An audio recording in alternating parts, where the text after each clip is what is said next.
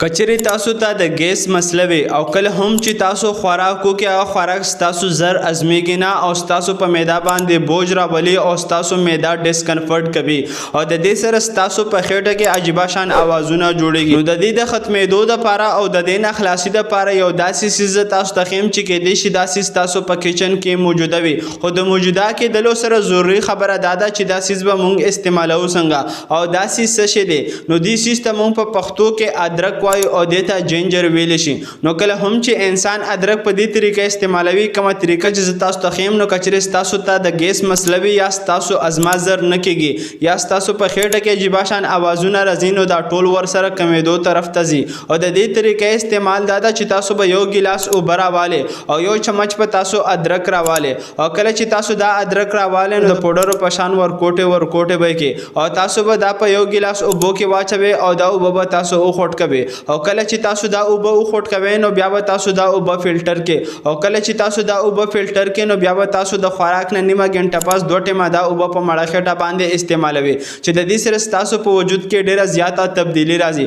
ځکه چې په ادرک کې دننه جنجرول کمپاوند ورته ویلی شي هغه دی پکې او کله چې دا انسان ته ملاویږي نو په دې جنجرول کې انټي انفلامیټري پروپرټي ورته ویلی شي هغه وي پکې چې دا انسان ته ډیره زیاته فایده ورکوي او کم علامات چې ما درته وښودل په دې کې ډیر حده پورې کموالی راولي او دا تاسو روزانه استعمالولی شي چې د دې سایډ افیکټ او نقصانات هم نشته دي. نو دغه شان ستاسو د صحت په اړه او میډیکل انفارمیشن او هوم ریمیډیز دپاره زموږ سره اوسئ او که چیرې دا ویډیو انفارمیټیو وي د خپل فرینډ سره شیر کول هرګز مه هیروئ. شکریه. الله حافظ.